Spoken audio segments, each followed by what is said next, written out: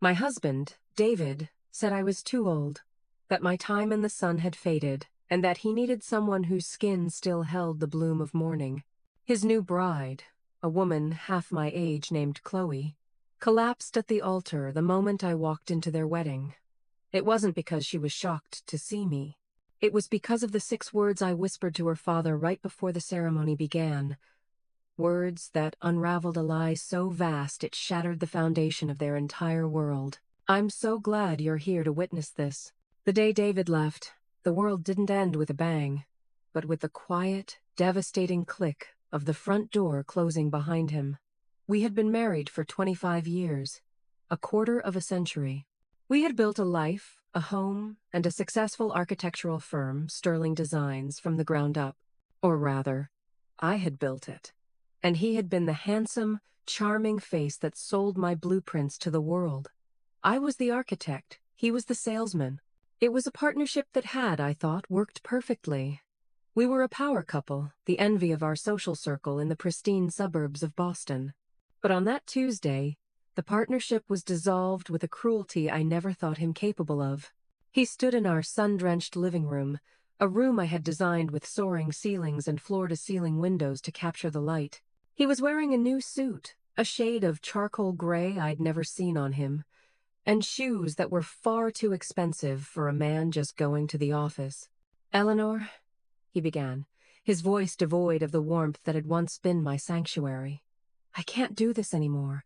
I feel stifled, trapped." I remember staring at the faint lines around his eyes, lines I knew as well as my own, and feeling a cold dread creep into my veins. This wasn't a midlife crisis. This was a verdict. "What are you talking about, David? We have a life, a business," I started, my voice trembling slightly. He cut me off, a dismissive wave of his hand silencing 25 years of shared history. "That's just it, Eleanor. We have a business. You have blueprints and deadlines. I want to live. I want passion, spontaneity."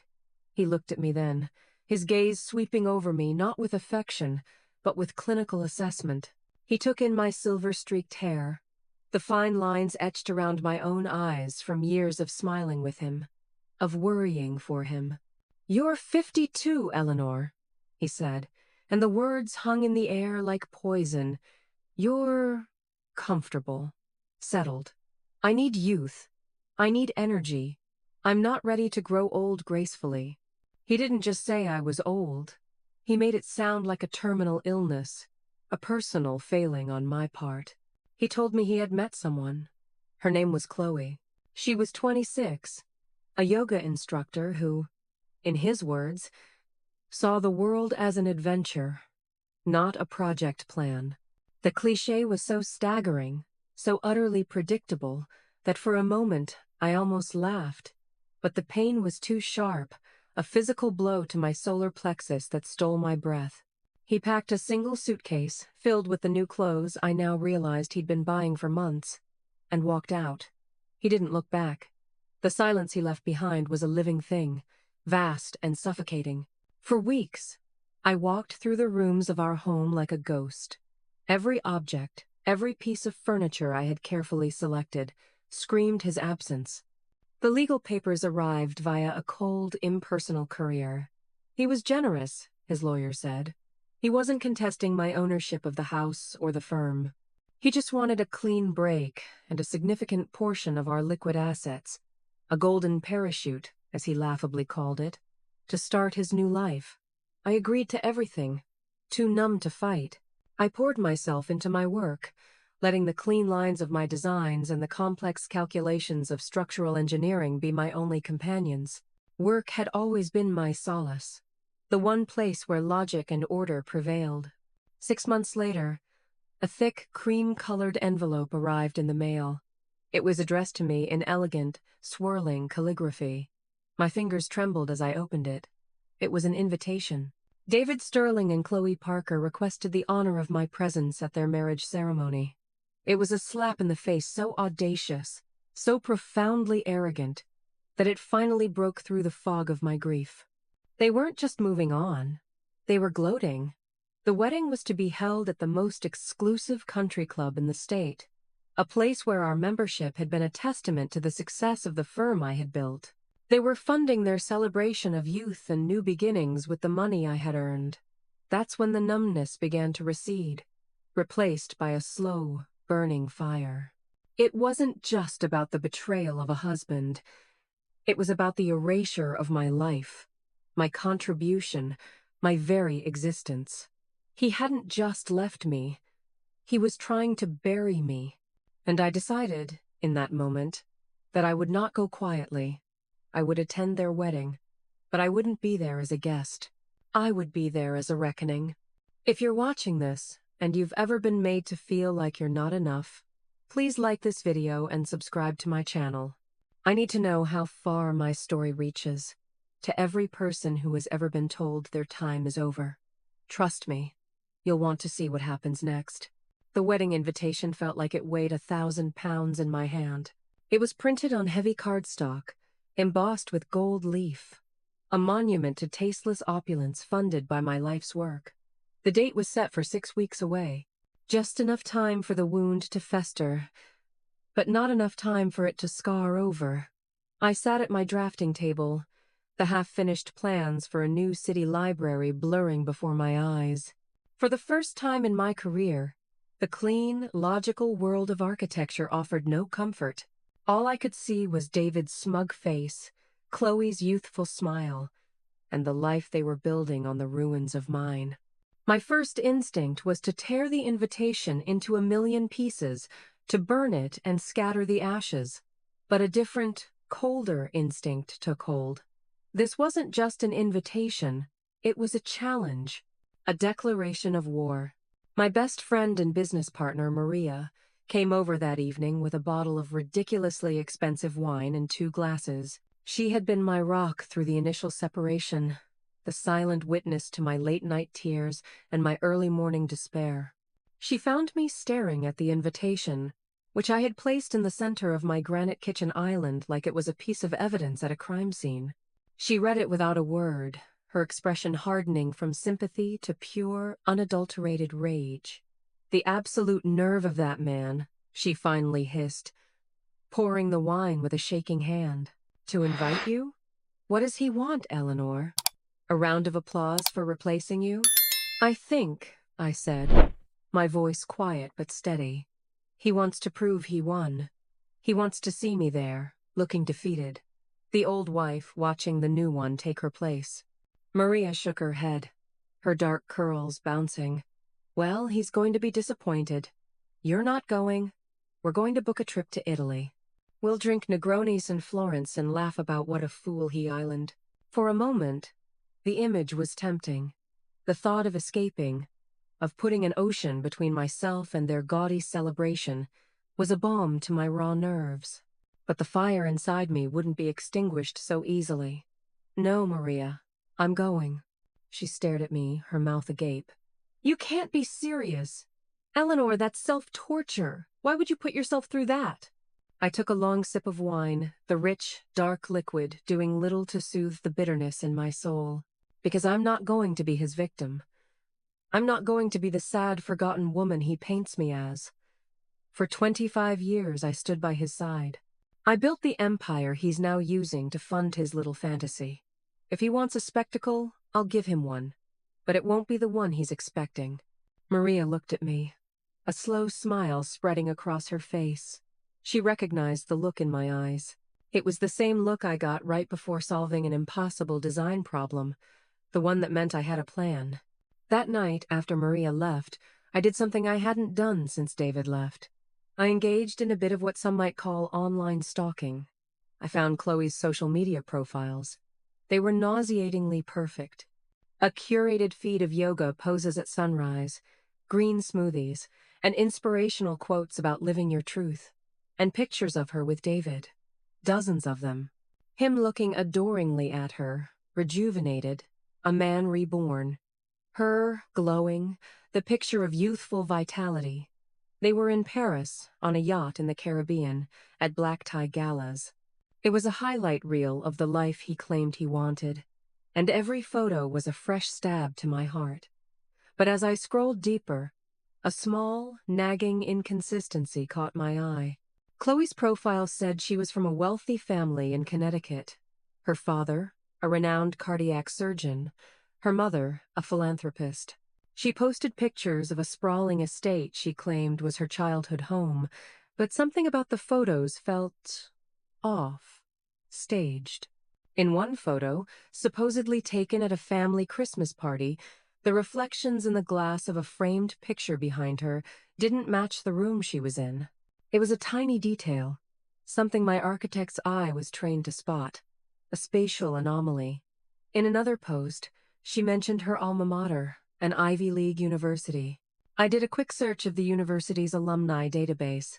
There was no record of a Chloe Parker graduating in her specified year, or any year for that matter. It was small. It was probably nothing. A little white lie to embellish her background and impress a man like David.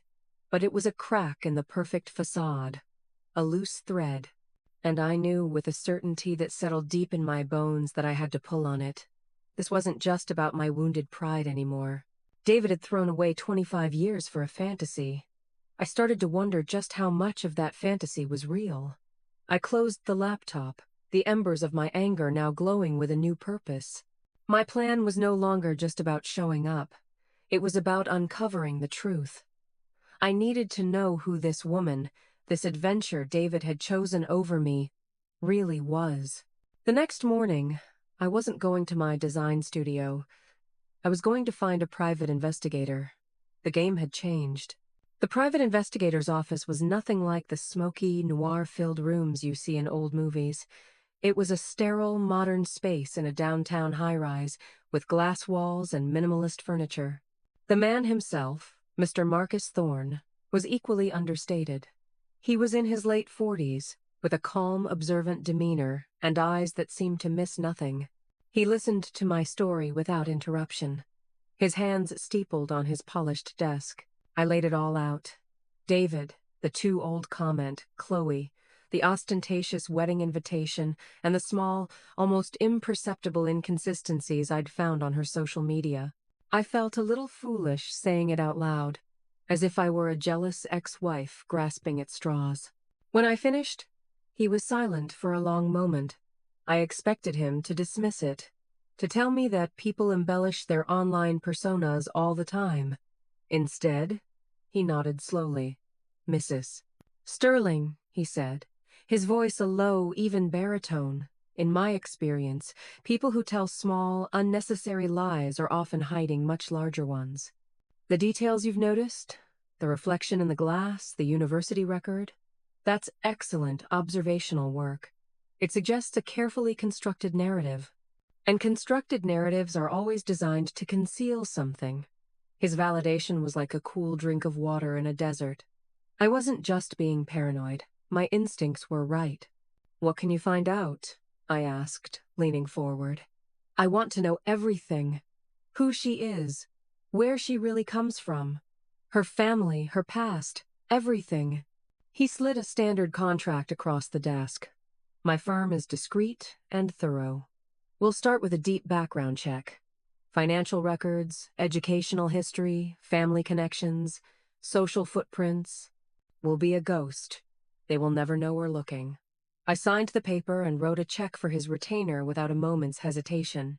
The amount was substantial, but it felt like the best investment I had ever made. It was an investment in the truth. Leaving his office, I felt a strange sense of empowerment. For months, I had been reacting, absorbing the blows David had dealt me. Now, for the first time, I was taking action. I was no longer a victim of his narrative. I was preparing to write my own. I went back to my studio, and for the first time in a long time, the work flowed. The lines on the page were crisp and certain, the angles precise. I lost myself in the familiar comfort of structure and design, but a part of my mind was always waiting for the phone to ring. The first report from Mr. Thorne came 3 days later via a secure email. It was preliminary, but it was explosive. As I suspected, Chloe Parker had never attended the Ivy League university she claimed. In fact, There was no record of her attending any four-year university at all. She had completed a 6-month yoga teacher certification course at a community college in a completely different state. A respectable choice, but a far cry from the elite education she had broadcasted. The lies were beginning to unravel. The second bombshell was her family. Her father was not a cardiac surgeon. Her mother was not a philanthropist. Mr. Thorne had traced her lineage back to a small working-class town in Ohio. Her father, a man named Frank Parker, was a retired mechanic who lived in a modest bungalow. Her mother had passed away 5 years prior. There was no sprawling estate in Connecticut. The photos she had posted were stock images or pictures taken outside mansions she had no connection to. She had fabricated her entire privileged upbringing. I sat there, staring at the report on my screen, a whirlwind of emotions swirling inside me. There was a grim satisfaction in having my suspicions confirmed, but there was also a flicker of something else, a strange, unsettling pity. This young woman was so desperate to escape her reality that she had invented a new one. What kind of person does that? And more importantly, why? Was it just to snag a wealthy, older man like David, or was there something deeper, something darker she was running from? I called Maria and read her the report. She was silent for a moment, then let out a low whistle. So, David left his brilliant, successful, authentic wife for a complete fraud, she said. The irony is so thick you could cut it with a knife. What are you going to do with this, Eleanor? Are you going to send it to him? The thought was tempting. To just forward the email, to watch his perfect fantasy crumble with a single click. But it felt too easy, too crude. David wouldn't believe me. He would see it as a desperate act of revenge from a bitter ex-wife. He would rally to Chloe's defense, and she would spin some sob story about being misunderstood or protecting her family's privacy. No, a simple email wouldn't do. The reveal had to be public. It had to be undeniable. And it had to be on my terms. I'm not doing anything yet, I told Maria. This is just the beginning. Mr. Thorne is still digging. A new, chilling thought had begun to form in my mind. If Chloe was willing to lie about her education and her family, what else was she lying about? The lies so far were about status, about class. They were designed to attract a man like David who, despite his own comfortable life, was always deeply insecure about his own middle-class roots and desperate to be seen as old-money elite. Chloe had played him like a fiddle, giving him the pedigree he craved. But my gut told me there was more. The scope of her deception felt too grand to be just about social climbing. Mr. Thorne was looking into her financial history next, and I had a sinking feeling that what he found would be far more sinister than a few embellished stories about a privileged childhood. The question was no longer just who Chloe Parker was, but what she wanted. And I was beginning to suspect it was a lot more than just David's affection. The next update from Mr. Thorne didn't arrive for another week. The wait was agonizing. Every email notification made my heart leap. Every phone call made me jump. I tried to focus on the library project, but my thoughts kept drifting to Chloe and the web of lies she had spun. I found myself looking at the pictures of her and David with new eyes. Her smile no longer seemed radiant. It seemed practiced. Her affectionate glances at him no longer looked genuine. They looked performative. She was playing a role, and I was determined to find the script. When the email finally came, the subject line was simple. Update. Financials. I opened the encrypted file with trembling hands. What I saw made the blood drain from my face.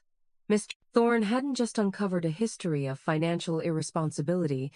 He had uncovered a pattern, a predatory pattern. Chloe, it turned out, had been engaged twice before, to 2 other wealthy, older men. Both engagements had been broken off under mysterious circumstances. And in both cases, Chloe had walked away with a significant parting gift, a settlement for her emotional distress. One man had given her a 6-figure sum. The other had signed over the deed to a luxury condo, which she had promptly sold. She wasn't just a liar. She was a professional. A grifter who targeted men with deep pockets and fragile egos. Men like David. The report included redacted statements from her previous fiancés. One described her as a beautiful, fragile soul who suffered from a series of mysterious ailments and family crises that always required large infusions of cash. The other called her a chameleon who could be anything you wanted her to be until she had what she wanted. My husband, the man who had called me old and settled, had fallen for one of the oldest tricks in the book. He hadn't found an adventure. He had been targeted by a predator. The report went on. Mr. Thorne had also gained access to David's recent bank statements. The golden parachute I had given him was hemorrhaging money at an alarming rate.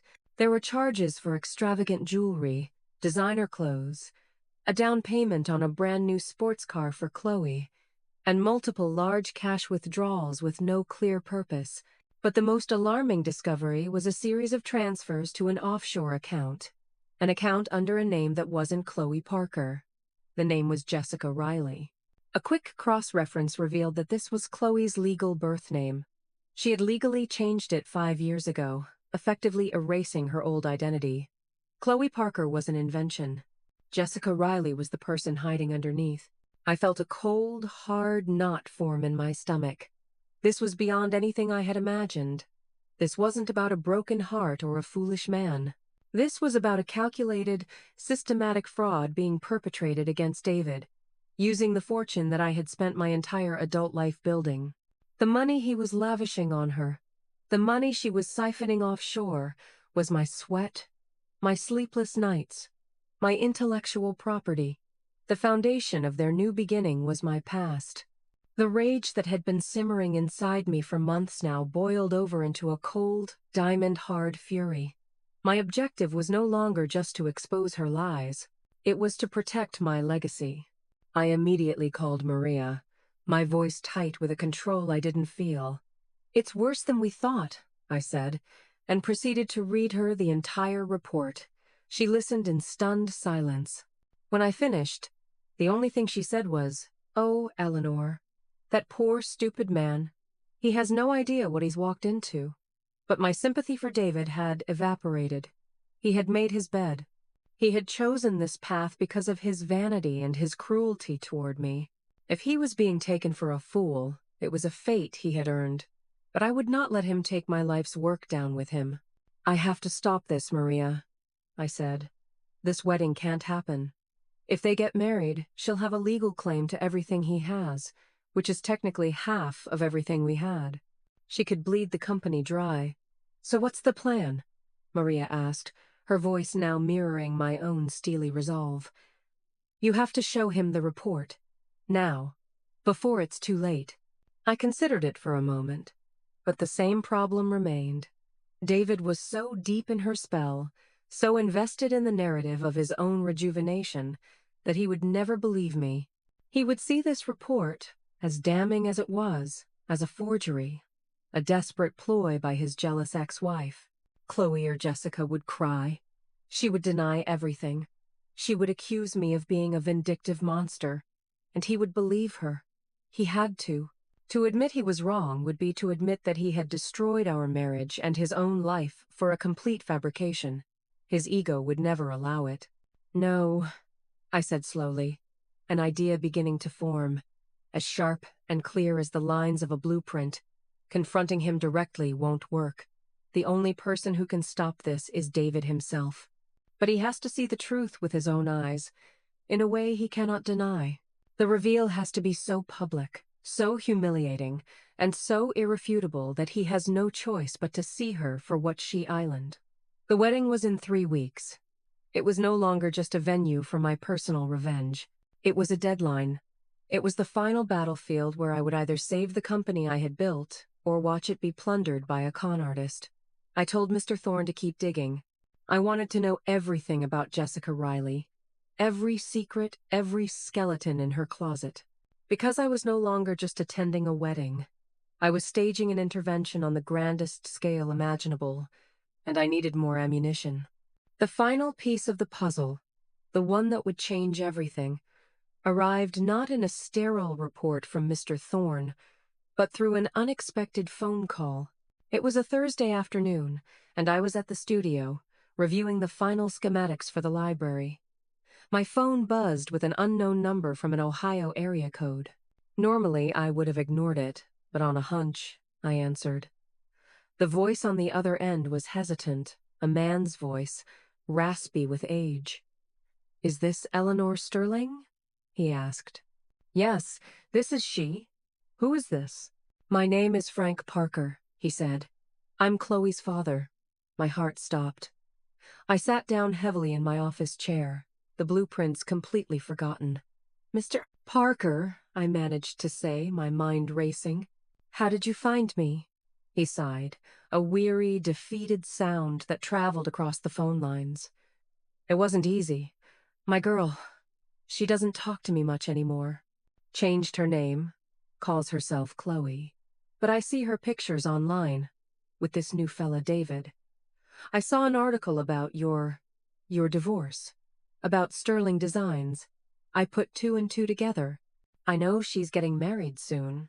There was a long pause, and I could hear the pain and shame in his silence. "I don't know what she's told you, or your ex-husband," he continued, his voice cracking. "But she's not who she says she's my daughter, Jessica, and she's sick." "Sick?" I repeated, a cold dread washing over me. "What do you mean?" He took a shaky breath. "She has a heart condition, a serious one. It's hereditary. My wife, her mother, she passed away from it. It's called arrhythmogenic cardiomyopathy. It's a genetic disease that affects the heart muscle. It can be managed with medication, with a calm lifestyle, but severe stress, it can be dangerous. It can cause fainting spells, or worse." Everything clicked into place. The fragile soul her first fiancé had described. The mysterious ailments that always required cash. Her collapse at the wedding wasn't just going to be a reaction to her lies being exposed. It could be a genuine medical emergency, triggered by the ultimate stress. "Does David know about this?" I asked, my voice barely a whisper. "Of course not," Frank said, a bitter laugh escaping his lips. "My Jessica, she's been running from this her whole life. Ashamed of her background, ashamed of her illness. She thinks if anyone knows, they'll see her as damaged goods. So she invents these stories, these perfect lives. She finds these men. She thinks their money can protect her, but it can't. I've tried to tell her, but she won't listen. She cut me out of her life when I told her I wouldn't lie for her anymore." He sounded like a man at the end of his rope. "I'm calling you, Mrs. Sterling, because I'm scared for her. This life she's trying to live, this high society world, it's too much pressure. This wedding, if she's exposed, the shock, I don't know what could happen. I know you must hate her, and you have every right to. But please, I don't want to lose my daughter." I listened, my own anger momentarily replaced by a profound sense of tragedy. This wasn't just a story about a cold, calculating grifter anymore. It was a story about a terrified young woman, haunted by her own mortality, making a series of desperate and destructive choices. It didn't excuse her actions, not in the slightest. She had preyed on my husband and was attempting to steal my legacy, but it explained them. The knowledge of her condition was the most powerful weapon I now possessed. It was a secret that completely dismantled the image she had sold to David. He had left me, his healthy, 52-year-old wife, for the ideal of perfect, vibrant youth. But the reality was, he had chosen a 26-year-old who was, in a cruel twist of fate, living with a ticking time bomb in her chest. The irony was devastating. My plan, which had started as a quest for revenge, now felt infinitely more complex. Exposing her could have real, physical consequences. Frank's plea echoed in my mind. But what was the alternative? To let the wedding proceed? To let her marry David under false pretenses, putting her own health at risk in this high-stress life she wasn't equipped for, while she simultaneously bled my company dry? To let David, as foolish as he was, Build a life on a foundation of lies that was not only financial but medical? No, the wedding had to be stopped. For my sake, for David's sake, and even for Chloe's. The truth had to come out. But how I revealed it had to change. This was no longer about public humiliation. It was about a controlled detonation. I needed to expose the truth in a way that was absolute and undeniable, but also manage the fallout. My mind went back to the wedding, the grand stage they had set for their triumph. I would still use it, but my performance would be different. It wouldn't be an act of anger, it would be an act of clarity. After I hung up with Frank Parker, I sat in silence for a full hour. The pieces of my plan began to shift, rearranging themselves into a new, more intricate design. I called Mr. Thorne and asked him to do one last thing, to gather every piece of medical documentation he could find on Jessica Riley's condition. I then called Maria. I have the final piece, I told her. And it's so much worse and so much sadder than we ever could have imagined. I explained everything Frank Parker had told me. Maria was speechless. So, the perfect young bride is medically fragile and has been lying about it, she finally said. David's worst nightmare. He worships youth and vitality. This will destroy him. Yes, I said. It will. And that's why this has to be handled perfectly. My weapon was no longer her lies. It was the truth. The whole tragic, complicated truth. And I knew exactly how, and when, I was going to deliver it. With less than 2 weeks until the wedding, my plan solidified. It was audacious, risky, and required a level of theatricality I hadn't employed since my university days. But it was the only way. I couldn't just crash the wedding. I needed to be an invited guest, a legitimate presence.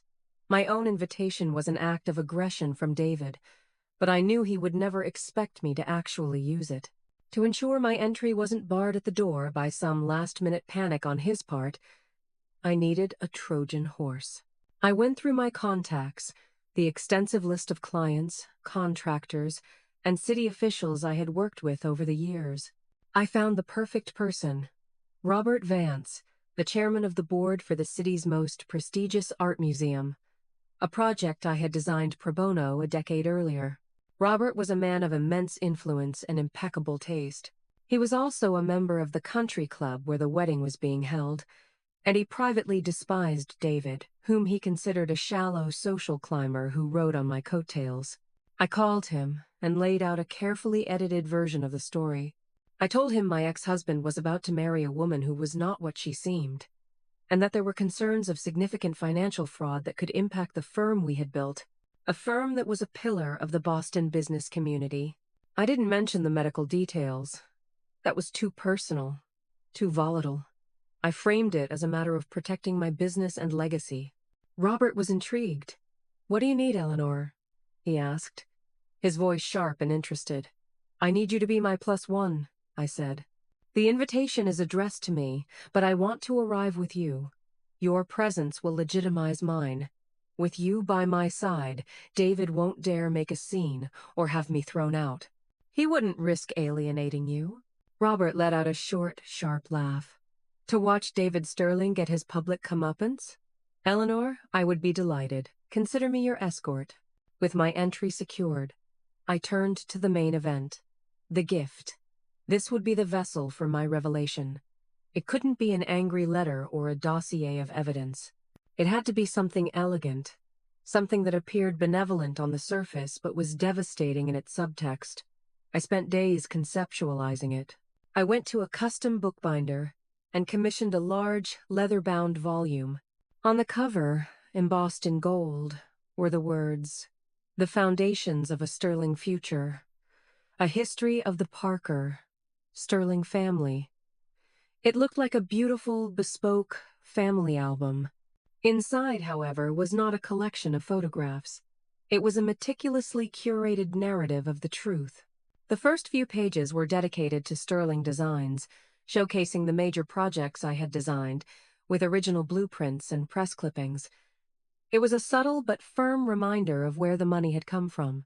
The next section was titled The Parker Family Legacy. Here, I included beautiful, restored photographs of Frank Parker's mechanic shop in Ohio, pictures of the modest home where Chloe Jessica grew up, and a copy of her mother's obituary, which gently alluded to her long battle with heart disease. There was no judgment in it, only a quiet presentation of the facts, a stark contrast to the lies of Connecticut mansions and surgeon fathers. The following section was titled A History of Love, and it detailed her two previous engagements, presented not as accusations, but as a timeline. It included copies of the public engagement announcements and, more damningly, copies of the legal settlements she had received after they were broken off. The final, most crucial section was titled, A Pledge for a Healthy Future. This is where I would place the medical information. But how to present it without seeming cruel? I couldn't just dump her medical records in the book. The solution came to me in a flash of inspiration. I contacted a major cardiac research foundation, one of the most respected in the country. On behalf of Sterling Designs, I made a very substantial donation in the names of David Sterling and Chloe Parker. The donation was specifically earmarked for research into arrhythmogenic cardiomyopathy. The foundation, as is customary with large donations, sent a beautiful, formal letter of acknowledgement, thanking them for their generous and deeply personal contribution to fighting this devastating genetic disease. I would place this letter on the final page of the book. It was perfect. It wasn't an accusation. It was a charitable act. I was not exposing a secret. I was celebrating their bravery in bringing awareness to her condition. I was trapping them in a narrative of virtue. If they denied it, they would not only be revealing their lies but also rejecting a noble cause. I was giving Chloe a choice. Accept the truth gracefully, or be exposed as a liar and a fraud in the most public way possible. The book was a masterpiece of passive aggression, a weapon cloaked in the guise of a sentimental gift. With the book complete and my escort secured, all that was left was to choose my armor. I went to the most exclusive boutique in Boston and bought a dress. It was a gown of deep sapphire silk, exquisitely tailored, elegant, and powerful. It was the color of a midnight sky, a stark contrast to the bridal white I knew Chloe would be wearing. It was not the dress of a victim.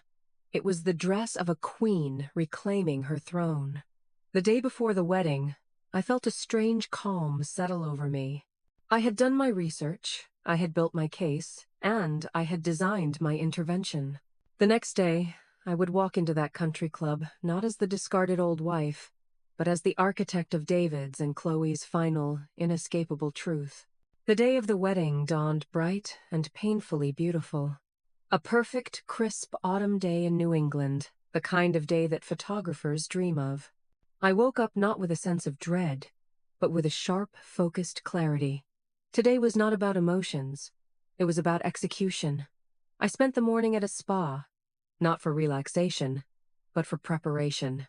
A manicure, a facial, my hair styled into an elegant chignon. Every detail was a piece of my armor. When I looked in the mirror, I didn't see a heartbroken woman.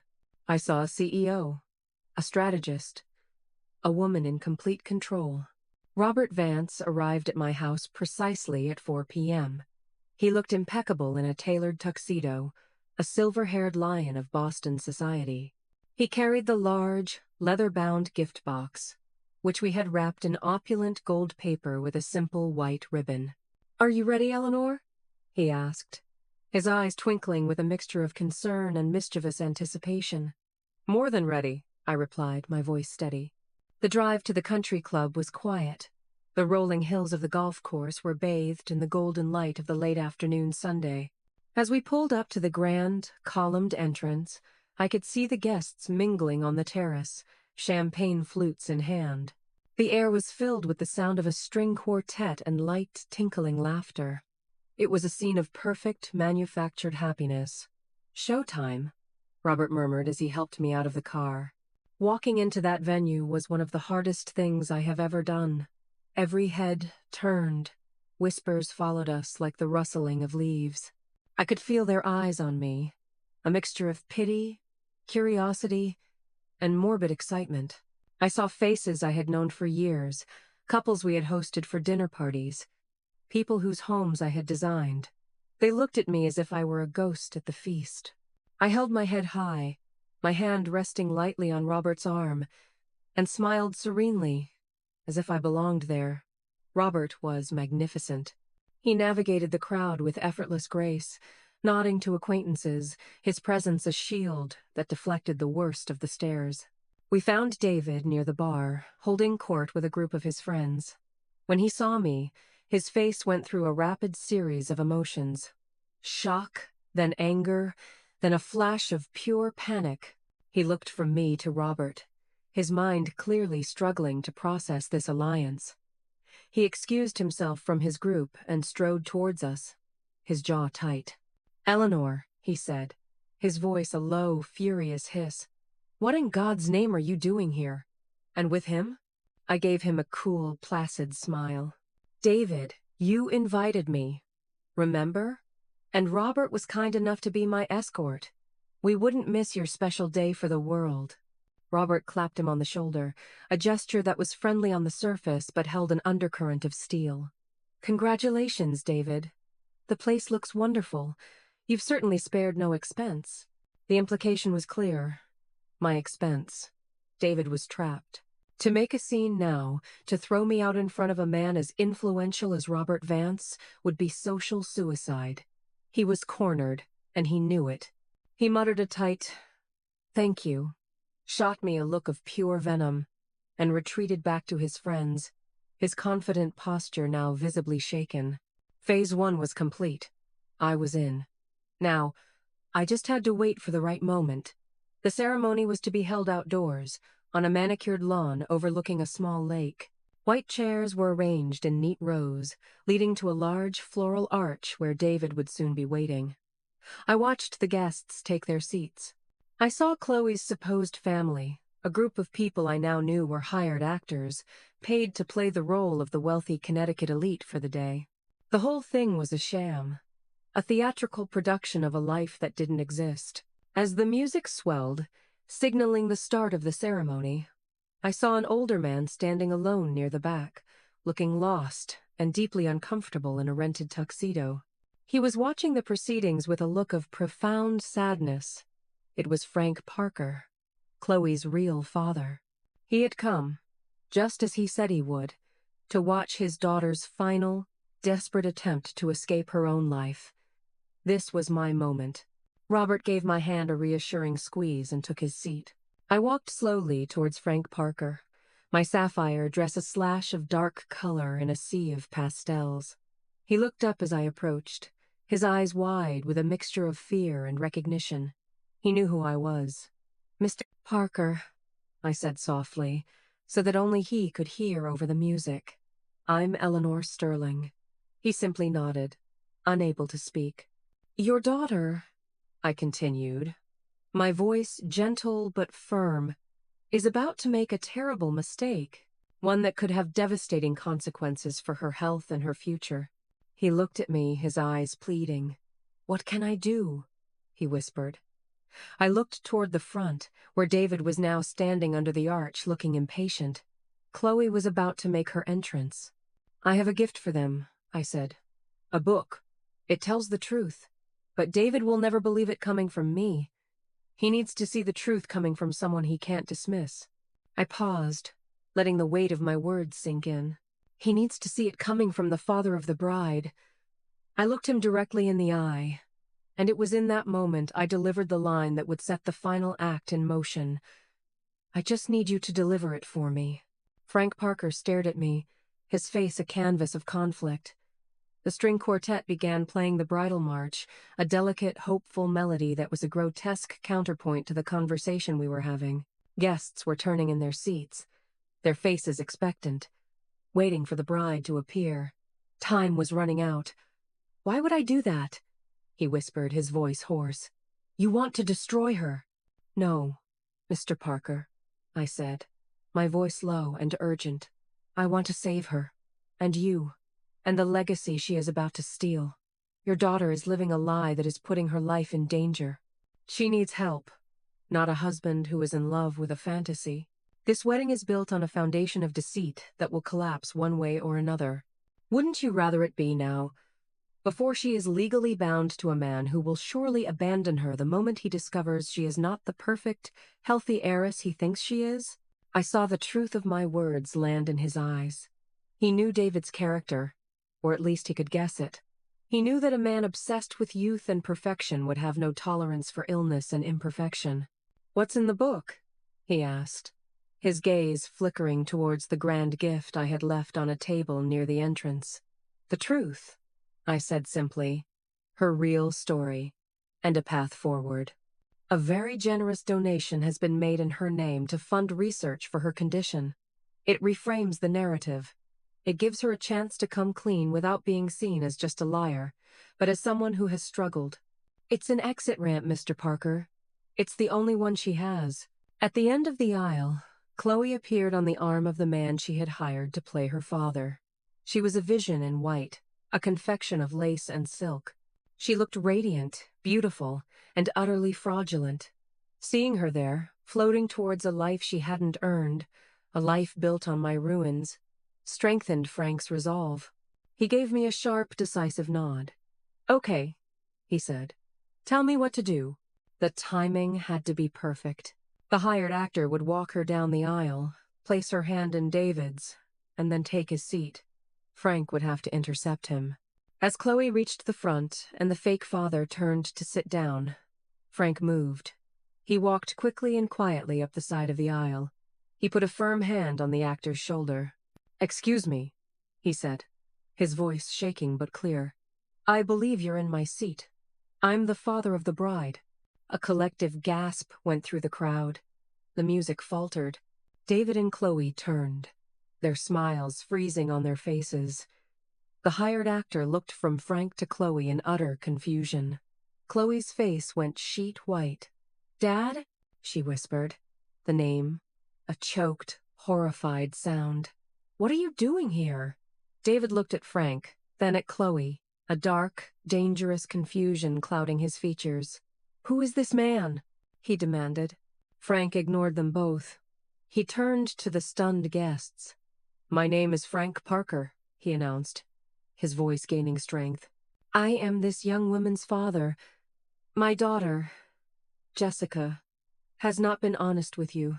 He then turned and walked to the gift table, picked up the heavy, leather-bound book, and walked back to the altar. He held it out not to Chloe, but to David. "Before you take your vows," he said, his voice ringing with paternal authority, "I believe you need to see this. This is my wedding gift to you, a full account of the woman you are about to marry." The silence was absolute. You could have heard a pin drop on the manicured grass. David stared at the book as if it were a venomous snake. He looked at Chloe, whose face had crumpled into a mask of pure terror. He looked at me, standing near the back, my expression calm and unreadable. And then, his hands trembling with rage and dawning horror, he took the book from Frank Parker. He opened it. He didn't read it all. He didn't have to. I watched his eyes scan the first few pages.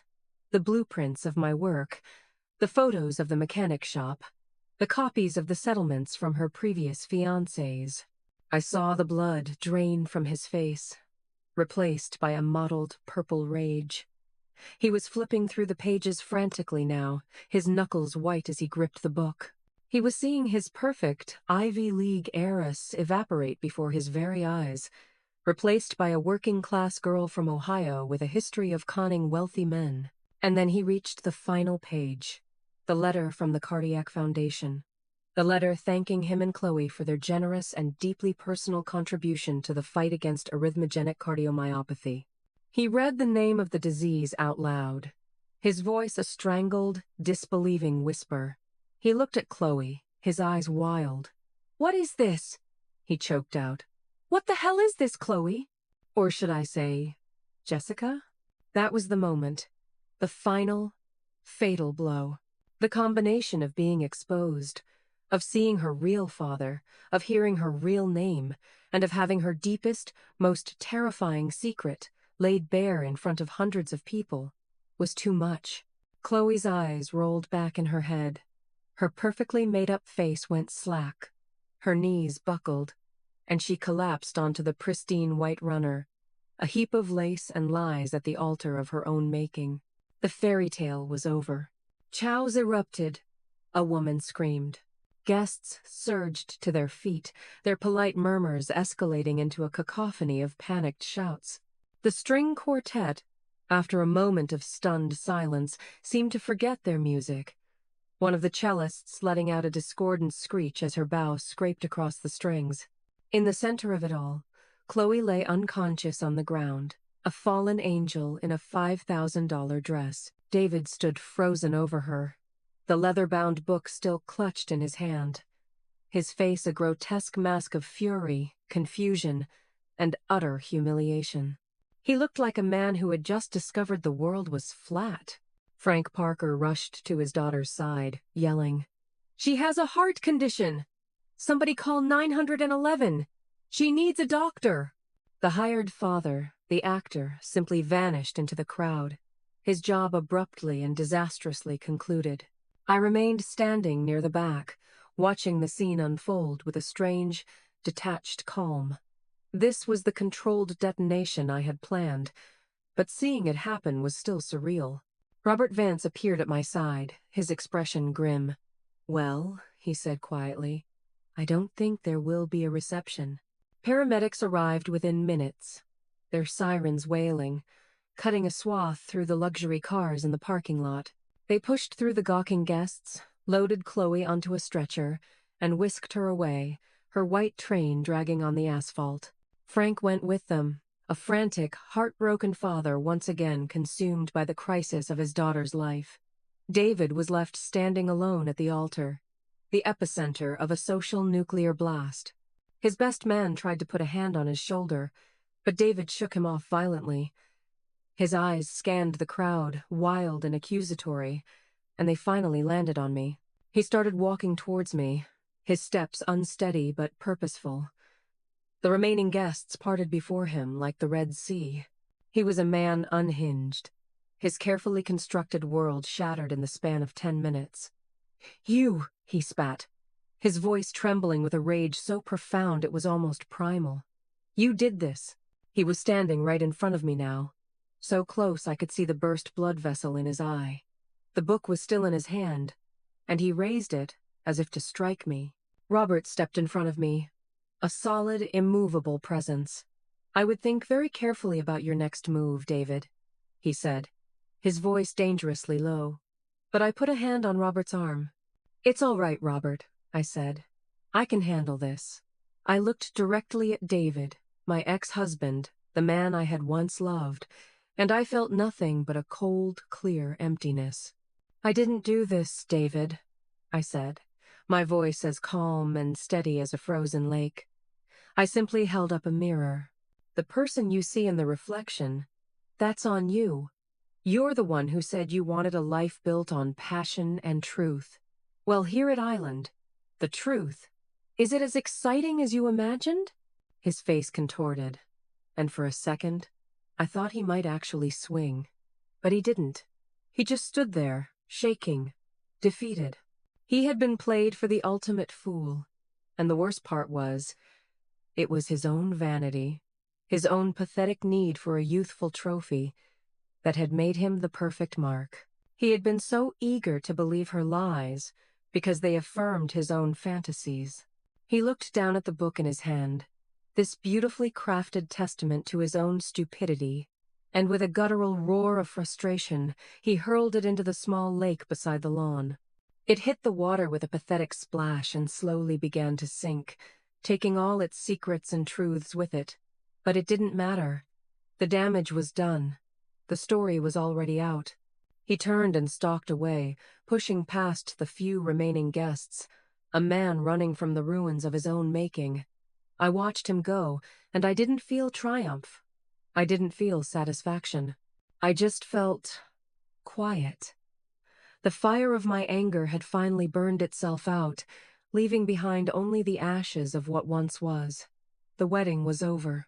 The guests were dispersing, whispering into their cell phones, The story of the Sterling Parker wedding already becoming the stuff of legend in Boston society. The lie was dead.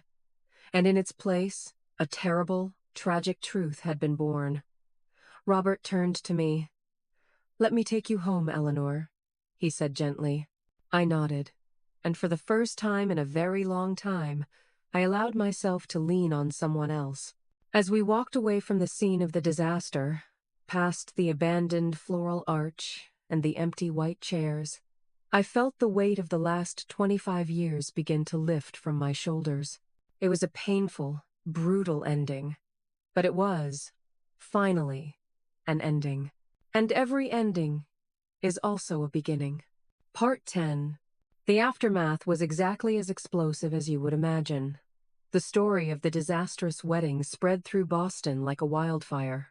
It was the juiciest piece of gossip the city's elite had seen in decades. By the next morning, my phone was ringing off the hook with calls from friends, acquaintances, and even journalists, all hungry for details. I answered none of them. I had said everything I needed to say at the wedding. My actions spoke for themselves. I learned from a mutual friend that Chloe had been hospitalized for 2 days. Her cardiac episode had been serious but not fatal. Upon her release, she vanished.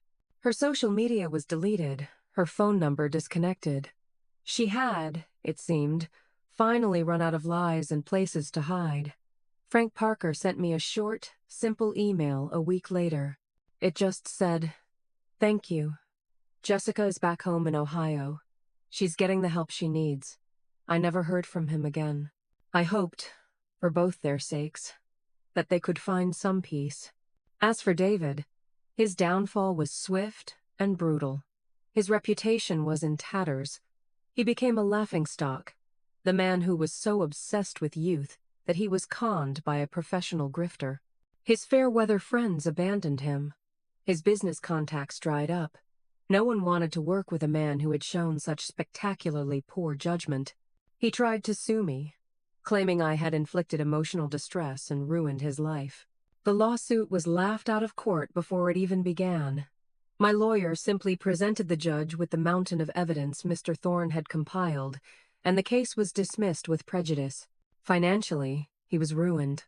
The money he had taken from our divorce was gone, squandered on a fantasy. He was forced to sell the sports car and the ridiculous bachelor pad he had bought. He even tried to come after the business, claiming half of Sterling Designs was rightfully his. But our prenuptial agreement, which I had insisted on 25 years ago, was ironclad. The business, the intellectual property, the name itself, it was all mine. I had built it, and I would protect it. About 3 months after the wedding, he showed up at my studio unannounced.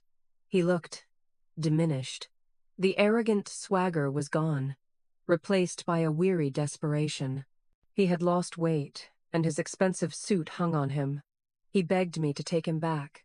He said he had made a terrible mistake, that he had been a fool, that he realized now that I was the only thing that had ever been real in his life. He talked about our history, our shared memories, the life we had built. I listened to him, and the woman I was a year ago might have felt a pang of pity. She might have been tempted by the familiar comfort of a shared past. But I was not that woman anymore. I had walked through fire and come out stronger. "You didn't make a mistake, David," I told him, my voice calm and final. "You made a choice. You chose to believe that my worth was tied to my age. You chose to throw away 25 years because of your own vanity and insecurity. The life you miss isn't me. It's the comfort and status that my work provided you, and that is no longer for sale." I asked him to leave, and this time, when the door closed behind him, the silence wasn't suffocating. It was peaceful. It was the sound of freedom. My life, in the year that followed, blossomed in ways I never could have expected. With David gone, Sterling Designs flourished under my sole leadership. I took on more ambitious projects. My work became bolder, more innovative. I won the prestigious Pritzker Architecture Prize, the highest honor in my field. Standing on that stage, accepting that award, I thought about David's words. Too old. and I smiled. I wasn't too old. I was just getting started. I sold the large house we had shared, a place that held too many ghosts. I bought a beautiful, modern penthouse apartment downtown, with a stunning view of the city skyline, a city whose landscape I had helped shape. I filled it with art, with music, with friends. Maria and I finally took that trip to Italy. We drank Negronis in Florence and toasted to new beginnings. I reconnected with the woman I was before I became David Sterling's wife. The woman who loved to paint, to hike, to spend hours in a museum. I found joy not in a partnership, but in my own company. My story became something of a quiet legend among women in my circle. I would get calls and emails from women who were in loveless marriages, who felt overlooked and undervalued. They would tell me that my story had given them the courage to make a change, to reclaim their own lives. I never set out to be an inspiration, but in saving myself, I had somehow shown others that it was possible. That age is not an expiration date. It is a promotion. It is the accumulation of wisdom, resilience, and a profound understanding of who you are. David thought he was trading up, but the truth is, he traded a masterpiece for a forgery. And I have learned that the most beautiful, enduring structures are not built with steel and glass, but with self-respect and the unwavering belief that you are, and always will be, more than enough.